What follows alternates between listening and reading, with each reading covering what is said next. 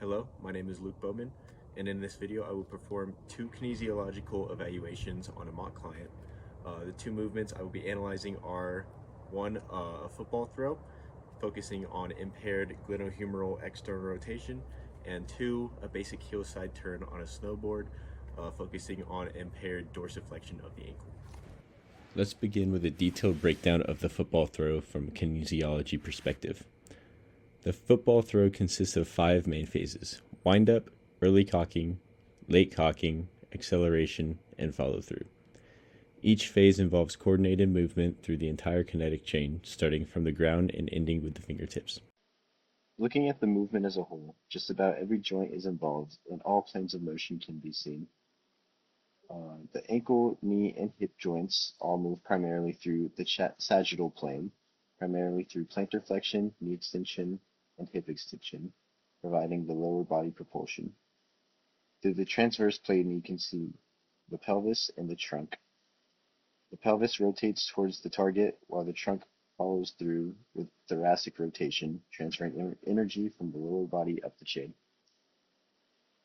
The shoulder can be seen moving through multiple planes of motion as the glenohumeral joint externally rotates and horizontally abducts, and then internally rotates and horizontally adducts.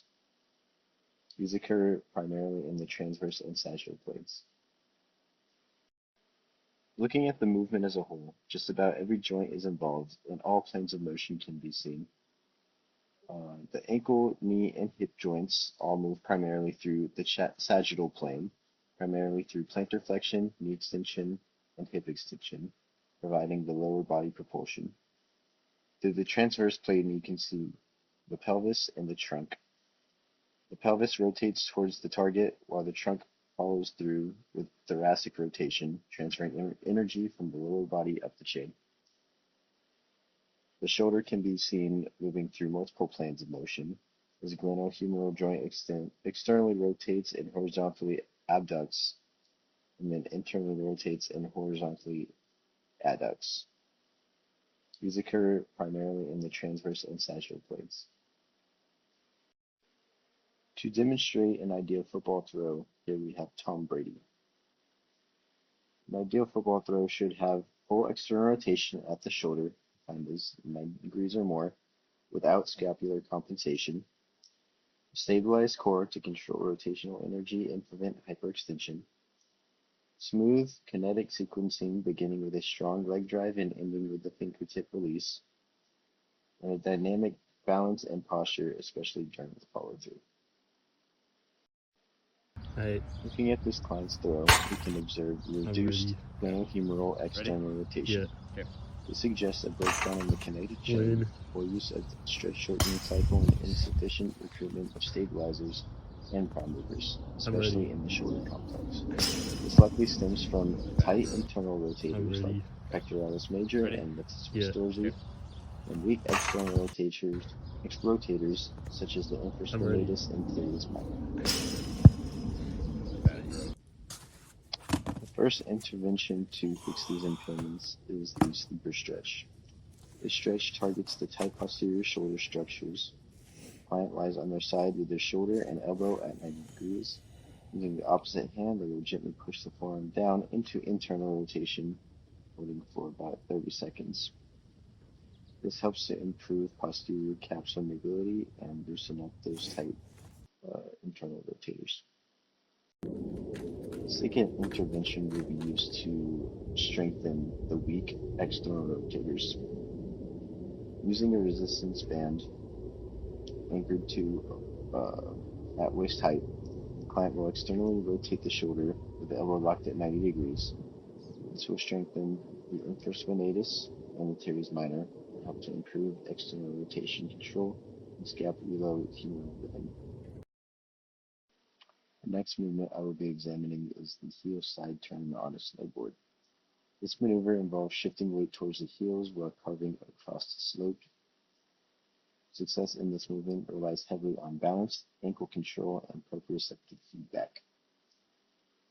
There are 4 phases of the heel side turn: initiation phase, edge engagement, the carving phase, and the completion transition.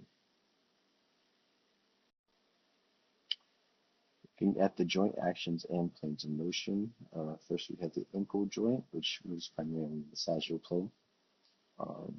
It controls dorsiflexion and is critical during the edge engagement. It's primarily controlled by the anterior tibialis, which eccentrically controls the forward shift.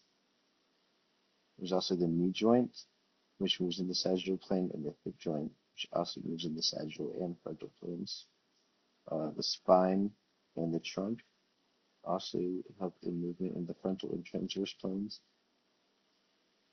and the shoulder and arm positioning helps to move the body throughout the transverse plane. Some of the muscles involved include the anterior tibialis, gastrocnemius and soleus, quadriceps and hamstrings, glute medius and maximus in the lower limb. In the core, we have the obliques, and the erector spinae, as well as the rectus abdominis. And then the upper body is primarily used for balance and proprioceptive feedback. Okay, go. Here we have what an ideal hillside turn should look like. It should have smooth dorsiflexion and control / hip flexion. Okay, go. This stable center of mass staying over the board, precise engagement of the heel edge, no catching of the toe edge, and arm positioning to aid in balance and symmetry. While examining this client, I observed as they caught the toe edge, showing poor control over dorsiflexion in the anterior tibialis, instability during edge transition, which indicates insufficient ankle strategy use, weak anterior tibialis, and delayed neuromuscular activation, leading to compromised balance and turn efficiency. In order to fix this impairment of weak anterior tib strength, the first intervention is a tib raise or dorsiflexion. Leaning against the wall, the client will dorsiflex against the resistance of gravity, which will help to build the strength of the anterior tibialis and improve neuromuscular activation for quicker edge control. The second intervention is the heel-to-toe balance drill. Standing on a soft surface like a foam pad or a Bosu ball, the client will shift weight from heel to toe while maintaining control. This will reinforce proprioception, ankle strategy, and dorsiflexion under dynamic conditions, where we can more closely to supporting.